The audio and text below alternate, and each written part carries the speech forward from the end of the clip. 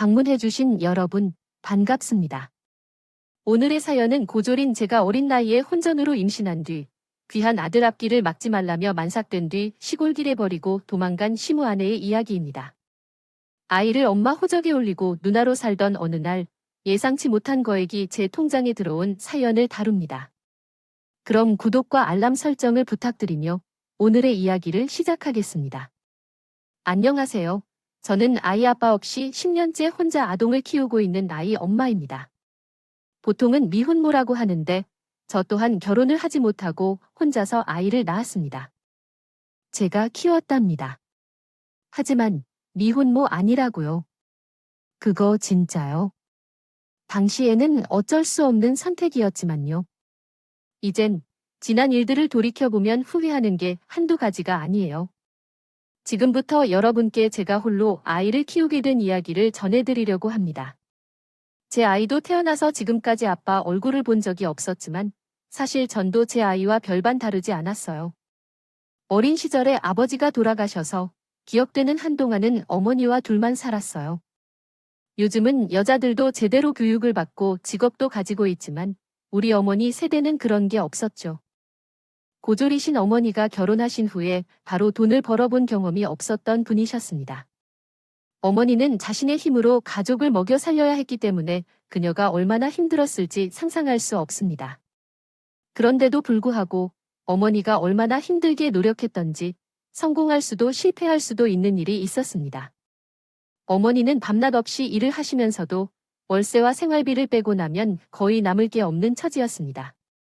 그로 인해 하루할 일에만 전념하고 살아가야 했던 것이었습니다. 그러다 보니 나도 아끼는 버릇이 들었습니다. 예전 내 집은 왜 늘 같은 코너에 있었는지를 모르겠죠? 가난했던 저에 대해 투정을 했던 적도 있었지만 그것은 정말 잠시였습니다. 주변의 과부가 되신 분들께서라면 잘 아시겠지만 여성이 혼자 아이를 키우는 것은 어려운 일입니다. 주변 시선은 더욱 힘겨운 법이죠. 사람들이 어머니에게 향한 그런 눈길을 볼 때마다 나도 어머니를 힘들게 하고 싶지 않았던 것입니다. 하지만 결국 나 또한 어머니의 짐이 되었습니다. 나는 중학교 때까지도 그저 조용한 학생이었어요. 그렇게 될 수밖에 없는 이유는 친구들과 어울려고 해도 돈이 필요하기 때문입니다. 마지못해 친구들과 떡볶이라도 먹으려면 돈이 있어야 했는데 그럴 수밖에 없었어요. 해도 한두 번이지 매번 그럴 순 없었으니까요. 그래서 결국 자의반 타의반으로 조용한 학창시절을 보내야 했던 겁니다. 하지만 고등학교에 올라온 후 제 생활은 달라졌습니다. 여전히 우리 집은 가난했고 생활에는 여유가 없었지만 친한 친구들을 만나면서 모든 것이 달라졌죠. 그 친구는 남자였어요. 저와의 성별은 달랐지만 서로 많은 것을 공유하고 이해하는 사이였어요. 덕분에 제 고등학교 생활은 이전과는 달리 훨씬 생기 있고 활기찼습니다. 나쁜 일이 있어도 친구와 만나 대화하면 마음이 풀어지고 좋은 일이 생겼을 때는 함께 기쁨을 나눌 수 있었죠. 있을 때는 다른 누구보다 더 축하해 주었으니까요. 그 친구는 무엇보다도 제 가난을 이해하고 받아들여 주었어요. 그 친구와는 함께 다닐 땐 모든 돈을 그가 쓰거나 하는 건 아니었지만 그 대신 돈을 쓰지 않고도 함께 시간을 보내기를 좋아했네요. 함께 공원을 산책하며 이야기를 나누거나 점심시간에 양지 바른 장소에서 앉아 시간을 보내는 것 같은 일이었죠. 그 친구와 함께 있을 때는 그 어느 때보다 마음이 편했습니다. 하지만 친한 남녀 사이가 언제까지 친구로만 남을 건지 계속 생각하게 됩니다. 어렵더라도 즐겁게 시간을 보낸 친구인데 고등학교 1, 2학년 때까지만 나란히 있었던 친구와의 관계는 금방 변해버렸다. 고등학교 3학년이 되면서 우리는 서로 마음을 털어놓고 결국 연인이 되었다. 사실 나는 끝까지 내 마음을 고백할 생각을 하지 않았어. 그 친구가 나를 편하게 대해줘도 나의 가난한 실정은 바뀌지 않았으니까. 게다가 그 친구네 집은 보통 이상이었어. 자세한 것은 몰랐지만 보통 보이는 것들조차 비싼 물건들이었다. 이런 친구에게 괜히 마음을 고백할까봐. 봐야 여러 면에서 불편할 것이 예견되었기 때문에 마음을 감추고 있던 거예요. 하지만 그 친구는 나에게 고백하면서 그런 것까지 수용할 수 있다고 얘기해 주었어. 자기가 모르는 것도 없고 다 알고 있다는데 그런 것을 왜 걱정하냐고 말이야. 그런 그 친구의 말로 용기를 얻어 사귀기로 결심한 거야. 하지만 시기가 그 시기이므로 정말 최선을 다해 나의 남자친구를 만나고 싶은 마음을 참았어. 학교에서도 늘 붙어 다녔지만 학교가 끝나고 집에 돌아오면 또 만나고 싶었어. 하지만 나와는 다르게 대학에 갈 것이 확실한 그 친구는 공부에 방해될까봐. 그렇게 1년이나 참아내고 나니 제가 정말 주체할 수가 없었어요. 얼굴을 자주 보면서도 서로 마음을 열지 못했기 때문일지도 모르겠지만 남자친구와는 군대처럼 얼굴을 안 보고 지내는 게 더 나았을지도 모르겠어요. 그러나 제가 작은 회사에 들어가는 동안 남자친구는 예정대로 대학에 입학했고 고등학교를 졸업했어요. 남자친구가 그리워서 한순간이라도 멀어지면 금세 다시 보고 싶고 돌아서면 또 끌어안고 싶은 마음뿐이었거든요. 그럴 때면 저도 제 정신을 차려야 했는데 남자친구가 너무 그리워서 그랬던 것 같아요. 실수를 하고 말았다는 거였어요. 평소처럼 회사에 나가려고 준비를 하다 문득 다이어리를 보았더니 생리할 때가 한참이나 지났었다고 해요. 회사 다니면서 어머니와 함께 돈을 버니에 먹는 것도 잘 먹으며 생리가 늦는 일은 없었으니 놀랐죠. 그래서 출근길에 약국에 들러 임신 테스트기를 샀습니다. 어떻게 된 일인지 역시 임신이었어요. 그때는 정말 하늘이 깜깜해지더라고요. 당시 여자친구는 이제 막 대학교 2학년이 되었고 나도 회사 다니는 것도 얼마 안 되었던 시기였어요. 결혼하고 아이를 낳을 준비가 아니었다는 게 정말이지요. 가장 중요한 것은 제게 사랑과 따뜻하게 키워주신 어머니께 너무나 죄송했습니다. 어머니는 항상 이빨처럼 성급하게 결혼하지 말라고 조언해 주셨는데 그 말씀을 어긴 것 같아요. 그래도 어찌됐든 남자친구와 먼저 상의할 문제로 생각하고 그날은 퇴근하자마자 남자친구를 찾아갔어요. 지용아, 오늘은 일찍 퇴근했네. 응, 할 말이 있어서 왔어. 뭔데? 남자친구가 반가운 표정으로 나를 보면서 제가 왜 왔는지도 모르고 그저 기뻐하는 모습을 보니 더 마음 아팠어요. 남자친구가 임신을 받아들이건 말건 마음이 아프겠다고 생각했어요. 하지만 아무도 말하지 않아도 되는 것 같았어요. 조심스럽게 이야기를 꺼냈네요. 나 임신한 것 같아. 뭐? 남자친구는 마치 누군가에게 뒤통수라도 맞은 사람처럼 멍한 표정으로 굳어버렸습니다. 저는 그 모습을 보고 절망했어요. 결국 이렇게 되는구나. 아무리 사랑하는 사이라도 이런 식의 임신은 받아들이기 어렵구나라고 생각했습니다. 어쩌면 아이를 지워야 할지도 모른다고 생각했죠. 그런데 면 생각지도 못한 얘기라 좀 놀라서 그래, 나보다는 내가 더 놀랐을 텐데. 컨디션은 괜찮아? 임신하면 여러 가지로 달라진다는데 좀 어때? 다정한 남자친구의 말에 나도 모르게 눈물이 울컥 쏟아졌습니다. 아직 남자친구로부터는 그런 말이 나온 적은 없었지만 그런 상황에서도 내 걱정을 먼저 해주는 모습을 본 것에 안심이 들었어요. 아직 크게 변한 것은 없고 임신 테스트만 해봤을 뿐 병원에 가본 적도 없어요. 그러니까 당장 병원에 가봐야겠다는데 내일 나랑 같이 갈래? 그래, 갈래? 그럼 당연하지. 정말 임신이 되면 내가 아빠가 되는 거니까 당연히 같이 가야지. 만약 임신이라면, 정말 임신이라면 어떻게 할 것 같아? 그러자 남자친구는 멋있게 웃으며 이야기했습니다. 그럼 좀 빨리 결혼해야지. 사실은 나중에 번듯한 직장을 가지고 제대로 청혼하려고 했는데 내 생각보다 좀 일러내. 그래도 너랑 하는 결혼이니까 나는 좋아. 그 말에 저는 더 이상 견딜 수 없어서 무너지고 말았습니다. 남자친구를 믿고 있었지만 혹시나 지우자고 하면 어떻게 해야 할지에 대해 너무 걱정했어요. 하지만 남자친구는 그런 제 걱정이 무색하게도 너무 다정했어요. 임신한 사실을 확인하고 내내 조마조마했지만 남자친구의 태도를 보고 나니 마음이 바짝 얼어있던 것이 스르르 녹는 것 같았어요. 다음 날 저는 회사에 연차를 내고 남자친구와 함께 산부인과에 갔습니다. 병원에서 접수하는 순간까지도 혹시나 검사기가 잘못된 거였으면 좋겠다고 생각했어요. 하지만 임신이 맞았습니다. 선생님께서는 이제 5주 좀 넘은 것 같다고 하며 이제 정말 위험한 시기니 몸조심하라고 하셨어요. 그 자리에서는 알겠다고 했지만 마음은 편치 않았어요. 병원에서 임신을 확인한 뒤에는 곧바로 저희 엄마를 찾아갔어요. 그리고 역시나 제 예상대로 어머니는 걱정부터 늘어놓으셨습니다. 이 녀석아, 나이가 몇 살인데 임신이야? 앞으로 어떻게 살아야 할지 고민하고 있습니다. 미안해요, 엄마. 이런 상황이 될 줄 몰랐어요.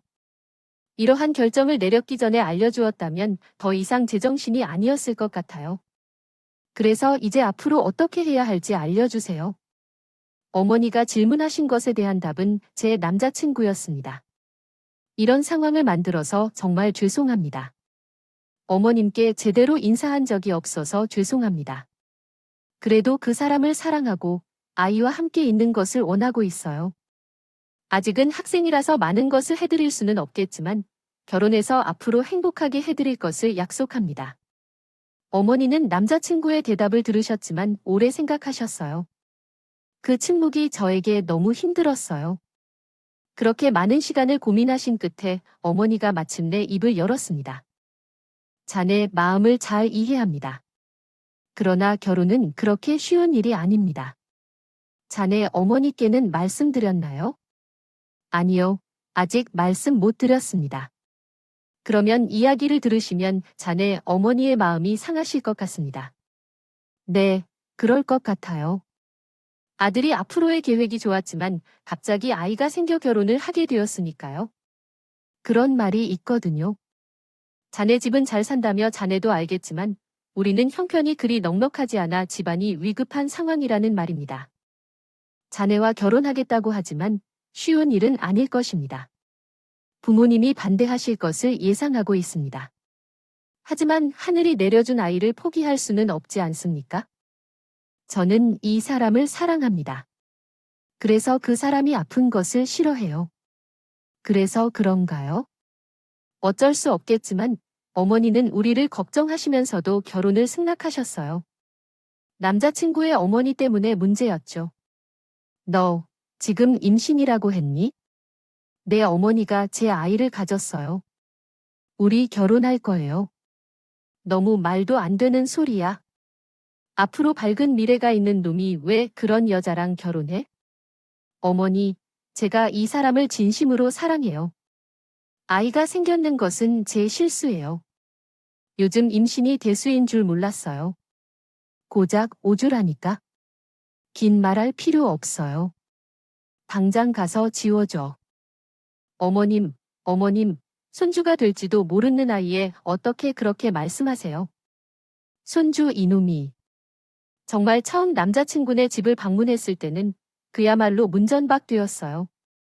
아버님께서 안 좋은 표정을 지으시긴 해도 별 말씀은 없으셨는데 어머님이 이렇다 저렇다 말씀드릴 기회도 없이 저희를 쫓아내셨거든요. 그런 반응을 예상은 하고 있었지만 막상 당해보니 너무나 서러웠습니다. 그런 죄를 위로해준 건 역시 남자친구였고 저는 그 위로의 힘을 받아 용기를 낼 뿐이었죠. 그 이후로도 저와 남자친구는 줄기차게 부모님을 설득했어요. 사실 저는 그냥 남자친구와 함께 있던 일일 뿐이고 모든 설득은 남자친구가 했어요. 어머니, 엄밀히 말하면 이건 제 실수예요. 제가 잘못한 거라고요. 그런데 왜 자꾸 이 사람이 잘못한 것처럼 말씀하시는 거죠? 이게 왜 제 잘못이죠? 제가 못 산다며 못 사는 집인 여자애와 반반한 얼굴 하나를 믿고 날 꼬셔서 이사다를 내게 했어. 내가 왜 잘못이야? 잘못이 있다면 다 제 잘못이죠. 어머니, 우리는 고등학교 때부터 만났어요. 제가 먼저 말을 걸었다고요. 이 사람에게 잘못이 없어요. 인연이 여자 무서운 줄 모르고 긴 말 필요 없다. 지금 그 아이 하나가 문제니까 그것만 해결되면 되는 거 아니에요? 왜 그걸 안 해결하려 하는 거죠? 사람이 아니기 때문에 너는 그것을 확인해 봤는가? 내가 어디에서 누구와 뒹굴었을지 어떻게 알아? 어머니, 제가 사랑하는 사람입니다. 말씀 함부로 마세요. 어머니, 어머 당신은 지금 엄마 앞에서 제 편인가요? 정말 많이 참았어요. 저 아버지께서 지금까지 길러주신 은혜를 생각해서 어머니가 무슨 말씀을 하셔도 참았다고요. 어떻게든 둘을 설득해서 정식으로 결혼하려고 했지만 이제는 더는 못 참겠어요. 못 참으면 어떡하길래요? 저는 출가하겠습니다. 집을 나와서 학교를 그만두고 당장 일을 해야겠습니다. 멀쩡하게 잘 다니던 학교를 왜 그만두시나요? 제 식구들을 먹이고 살려야 하기 때문입니다. 당신이 허락하지 않는다 해도 이제는 상관하지 않겠습니다. 이제부터는 제가 다 알아서 할게요. 남자친구의 선언으로 인해 부모님 두 분 모두 크게 충격을 받으신 것 같았습니다. 옆에서 듣고 있던 저도 놀랄 정도였으니 당연한 일이었겠지만 그런데 남자친구가 정말 집을 나가려고 했던 건지 그 방법으로 방에 들어가던 일이었어요. 여행 가방 하나에 대충 짐을 싸서 제 손을 잡고 나가려 하더라고요. 그동안 감사했습니다. 연락은 드리겠습니다. 그 순간 아버지께서 오랫동안 지키시던 침묵을 깨시고 말씀하셨습니다. 결혼을 허락하겠다. 그러자 옆에서 얼굴이 빨개진 채 당황한 채로 씩씩거리던 어머니가 큰 소리로 말씀하셨어요. 여보, 지금 무슨 소리야? 허락이라니. 그럼 정말 근본 없는 여자랑 우리 아이를 결혼시키려는 거야? 이 사람아. 그러면 어떻게 할 거냐고. 녀석이 자기 손으로 인생을 망치겠다는 걸 두고 보겠다는 거야? 결혼해도 인생을 망치는 거 마찬가지라고요. 결혼이 너무 빠르긴 해도 언젠간 결혼은 해야 할 일이기에 잠시 빨리 결혼하는 것뿐이라고 말씀하시면서 결론 지었습니다. 그렇게 생각합시다. 아버님도 더 이상 안 되겠다고 생각하셨는지 도리어 어머님을 설득하셨어요. 어머님은 여전히 화가 나신 것 같았지만 자식이라는 점을 감안하여 결국 결혼을 허락하셨습니다. 다만 당장 결혼하라고 하신 건 아니었고 조건부였어요. 그래, 너희 아버지 말씀대로 일이 이렇게 됐으니 나도 더는 반대하지 않으려 하지만 결혼식은 좀 나중에 올려라. 사람들 보는 눈도 있는데 배가 산만해서 결혼식장에 들어가면 너희 아버지 최면이 어떻게 될 것 같니? 그러니까 아이 나올 때까지는 몸조리하고 있다가 아이를 낳고 몸조리가 다 됐을 때 식사를 준비하러 가자고 했어요. 그래서 제가 남자친구와 함께 결혼을 결심했습니다. 이후에는 회사를 퇴사하고 육아휴직을 신청했어요. 남편의 돌봄과 건강에 신경을 쓰며 일정부터 정돈했습니다. 눈치를 보고 싶지 않아 몸조리는 집에서 했답니다. 그러자 남편은 아이와 함께 학교까지 모두 데려다주고 저희 집으로 돌아왔어요. 시어머니는 좀 그랬지만 우리가 이해하긴 했지요. 그때가 제 인생에서 가장 행복한 순간이라고 생각해요. 시간이 흐를수록 배가 커졌지만 남편이 항상 곁에서 지켜주었기에 행복했어요. 그렇게 날마다 소중한 시간을 보냈고 나는 함께 있어준 남편과 함께 했습니다. 앞으로의 일을 계획하며 꿈 같은 미래를 상상했어요. 저희 어머니는 그런 우리를 보고 한숨을 쉬시며 철없는 것들이 부모가 된다며 걱정하셨지만 우리는 마냥 좋았어요. 시간은 흘러가다가 저는 어느덧 산 딸을 낳고 한 달도 채 남기지 않아 만삭이 되었습니다. 어느 날 남편이 학교에 갔다 온 사이에 시어머니에게서 전화가 왔어요. 예, 내가 나랑 잠깐 어디 좀 다녀와야겠다 라며 말했죠. 네, 갑자기 어딜 가요? 이렇게 하는 결혼이라도 할 건 다 해야 할 것 아니겠어요? 우리 집안이 얼마나 뼈대 있는 집안인데요. 당장 식을 올리는 건 아니라도. 문맥, 그럼 언제 출발하면 되나요? 지금 바로 준비하고 나오세요. 1시간 후에 차가 와서 데리러 갈 거예요. 시어머니는 내가 모르는 채로 다가야 한다며 저를 재촉하시길래 모르는 일인지 알아야겠다 싶어 적당히 옷을 갈아입고 나갔어요. 시어머니가 외제차로 오셨네요. 너 옷이 그런 것밖에 없냐? 전에 입던 옷들이 다 입기 싫어서요. 말할 게 없으면 입찰하지 마라. 얼른 타서 가라고. 그랬더니 갑자기 시어머니께서 운전하시는 차를 타고 시골로 내려가게 되었습니다. 가는 도중에 여쭤보니 문중에 인사를 드려야 한다는 건데요. 목적지까지 차로 거의 4시간이 넘게 걸리는 곳이라던데요. 배도 불러서 몸은 무겁지만 오랜 시간 차를 타니 잠이 송두리자 시작했어요. 그렇게 저는 옆에 계시는 시어머니가 운전하시는데도 졸음이 들었습니다. 그런데 어느 순간 차가 멈추는 느낌이 들더군요. 그래서 갑자기 눈을 떠 살포시 주변을 둘러보니 아무것도 없는 벌판이었어요. 스르륵 깨서 그런 광경을 보니 무슨 일인지 온종일 알 수 없었죠. 그러자 어머니가 갑자기 시동을 끄시고 잠깐 걸으면서 얘기 좀 하자고 하셨어요. 그래서 당황해서 무슨 말인지도 모른 채 혼란스러운 마음을 품었습니다. 등벨트를 끌고 차에서 내렸을 때 시어머니는 차에서 꽤 멀리 떨어지기까지 아무 말도 없으셨어요. 문중에 인사를 가신다더니 왜 이런 호흡을 판에 차를 세우신 건지 무슨 말씀이 있는지 궁금했지만 차마 먼저 물어보지 못했어요. 그렇게 한참을 걸어서 슬슬 지치기 시작할 때쯤 시어머니가 입을 열었습니다. 나는 내가 싫다. 내 이런 식으로 결혼시키려고 아들을 키운 건 아니야? 쥐뿔도 없는 여자애한테 애 때문에 코가 끼어서 결혼하길 바란 건 아니라고. 의아했다. 이미 결혼 허락까지 해주신 분이 왜 갑자기 그 얘기를 다시 꺼내시는지 궁금했습니다. 한편으로는 결혼 후에도 힘들겠군요. 생각했고 염려했습니다. 그러나 시어머니의 말씀은 전혀 다른 방향이었어요. 송충이면 송충이다운 대답을 하고 소리피나 딴 것을 뜯어먹어야 할 것이라 말씀하시고 아들의 결혼을 막아선 안 된다고 샤프게 말씀하셨습니다. 누가 내 어머니라며 누가 뭐라고 말하더라도 이 결혼을 허락하지 않겠다고 말씀하셨고 애는 내가 알아서 해라. 다시 우리에게 연락하지 말아라 라며 돌아서셨고 갑자기 뛰시기 시작하셨어요. 그 순간 정말 이해가 안 되었습니다. 그러다가 문득 인근에 아무도 없는 것을 깨닫더라고요. 허허벌판이라는 곳을 깨달았죠.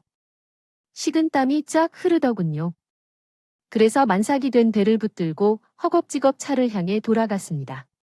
하지만 도저히 뛸 수가 없더라고요. 배가 당기는 것도 있었지만 혹시나 아이가 잘못될까봐 그럴 수 없었어요.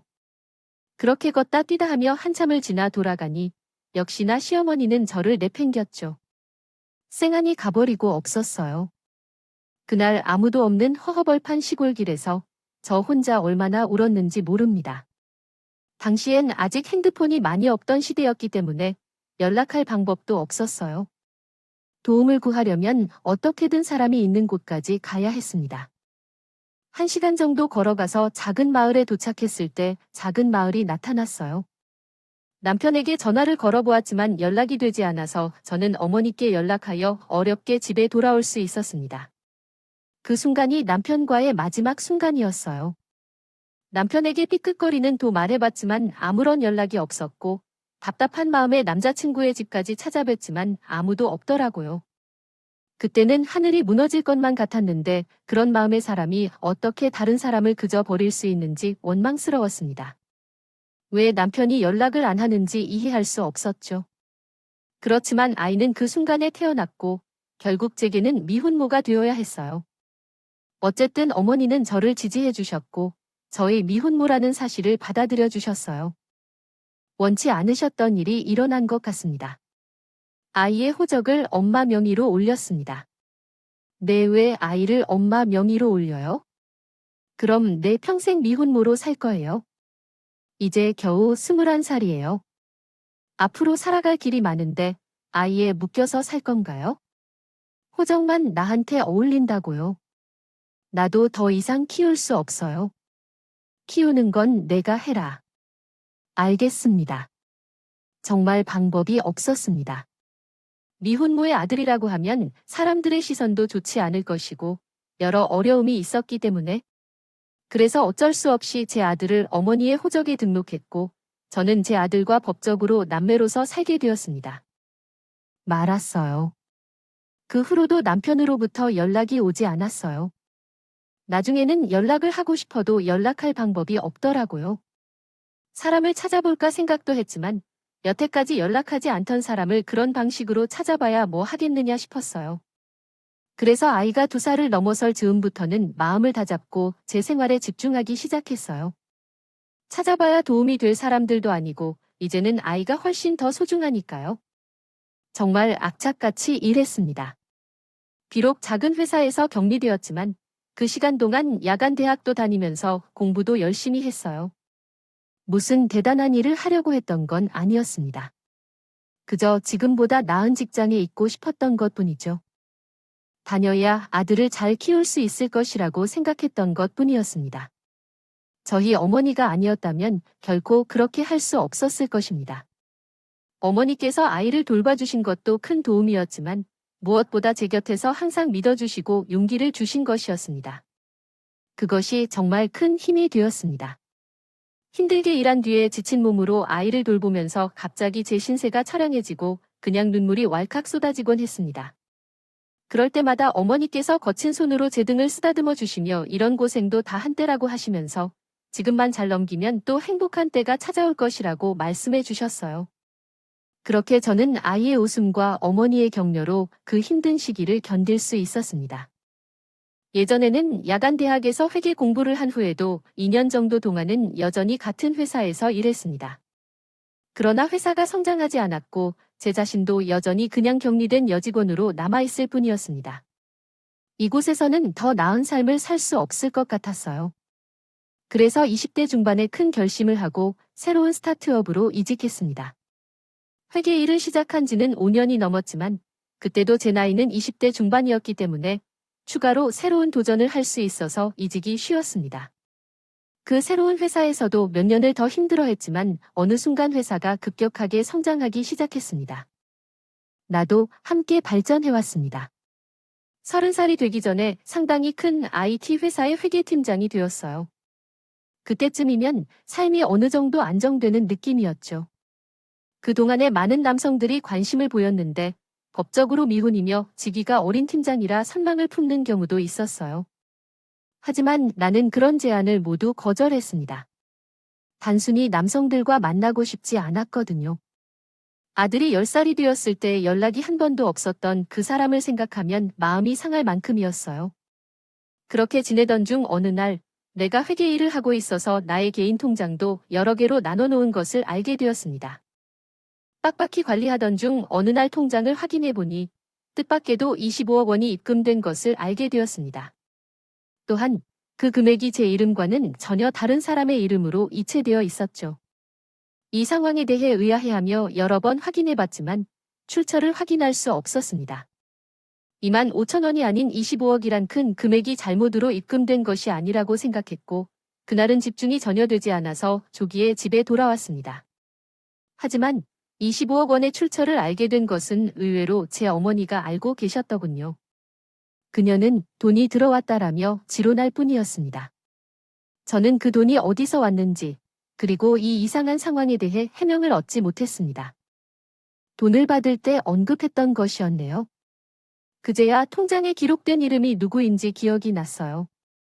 솔직히 결혼한 것도 아니었고 거의 결혼할 뻔했던 사람의 어머니 이름까지 기억할 수 없었답니다. 설마 그 돈이 25억이었던 건가요? 25억이나 되다니 그 정도라도 아니면 사람이 아니죠. 가만히 보니 금액은 몰라도 어머니께서 뭔가 아시는 듯한 눈치를 보였어요. 그래서 어떤 일이 있었는지 물어봤죠. 그리고 어머니로부터 제가 몰랐던 과거 이야기가 나왔네요.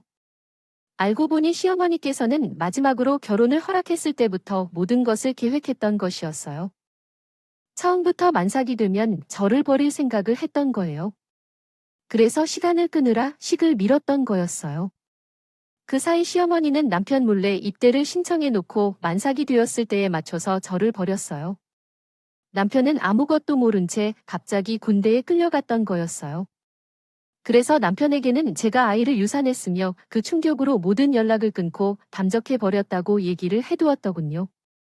군대에 있던 남편은 시어머니의 말을 믿지 않았지만 확인할 길이 없었고 제대한 뒤에는 식구가 전부 캐나다로 이민을 가버렸다는 것이었습니다.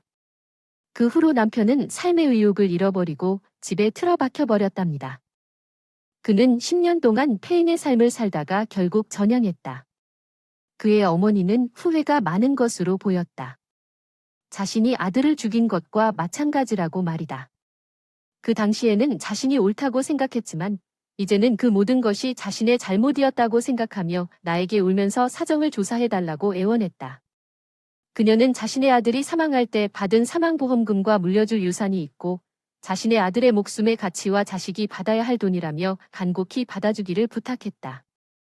그리고 나에게 계좌번호를 알려줄 것을 요구했다. 처음에는 이를 거절하려고 했지만 아들이 죽고 해골처럼 변해가는 여자가 울면서 죽어가자 마침내 동의했다. 달리 방법이 없었으니 그렇게 현재 어디 계시는지 어머님 소리가 들리는 당신에게 미안해서 만날 면목조차 없던 것이라고 해야겠습니다. 연락처도 주지 않고 그냥 돌아가셨죠. 25억이라는 돈보다는 제 아이와 함께 한 생각으로 신음하다 죽어가는 남편이 이제라도 떠올랐죠. 그 긴 10년 동안 어째서 저희를 방해하느냐며 아들이 죽고 난 후에야 뒤늦게 후회하는 남편의 어머님을 이해할 수 없었죠. 그래 놓고서 이제 남편이 받을 유산을 준 뒤 말없이 떠나는 것에 대한 끔찍한 상황입니다. 그러나 아이를 키우는 동안 이렇게 제 가슴에 닥친 짐은 적어도 하나 졌습니다. 그렇게 수년간 살아온 남편이 도대체 왜 다시 연락하지 않았다는 사실을 알게 되었고, 사실은 저를 보고 싶어 했고 만나고 싶어 했다는 것도 알게 되었으니까요. 그 사실 하나만으로도 지난 10년간의 고생이 다 보상받는 것 같았어요. 그때 받은 25억은 아직 한 푼도 쓰지 않았습니다. 아들은 벌써 많이 자라서 내년이면 고등학생이 되는데 당장은 제가 버는 돈만으로도 충분히 살 수 있고 나중에 결혼할 때가 되면 모든 사실을 이야기해주고 돈을 주려고 합니다. 남편의 무덤도 찾아갔어요. 남편의 어머니는 연락처 없이 그대로 떠났지만 시대가 바뀐 만큼 마음만 먹으면 못 찾을 것도 있습니다. 없다 해도 그렇게 아름답게 찾아간 남편의 무덤은 썰렁했습니다. 시간이 너무나 길게 지난 뒤엔 눈물이 나진 않았어요. 하지만 너무나 짧게 지나간 남편과의 행복한 시간 때문에 숨이 막히는 듯한 가슴 아파서 나중에 아이가 더 커진 후 한 번 더 찾아보려고 합니다. 남편의 부모님에게는 아이를 보여주지 않았습니다. 실은 두 분이 어디 거주하시는지도 알아냈지만 면목을 지키는 것이 맞다는 얘기가 맞았는지 손자를 보고 싶다는 말은 없으셨어요. 저 역시 그 호흡이 끊겨버렸을 때의 아픔이 지워지지 않아 그 사람들을 다시 보고 싶은 마음은 없네요. 돌이켜보면 참으로 힘들었던 날들이었어요. 가정이 어려웠던 시절 안경을 벗고 어리석은 나이에 가진 아이에게 믿은 사람에게 버려진 고통의 순간 그 아픈 시간을 모두 견디며 이제는 어느 정도 살만하게 되었습니다. 얼마 전 우리 어머니께서 돌아가셨는데 그대로 말씀하신 대로 힘들지만 이 또한 지나면 다시 행복한 시간이 찾아온다고 합니다. 지금까지 제 이야기를 들어주셔서 감사합니다. 오늘의 이야기에 여러분의 소중한 댓글을 기다리며 구독과 좋아요, 공유는 물론 알림 설정도 부탁드립니다. 그러면 오늘도 함께 이야기를 나누어 주셔서 감사합니다.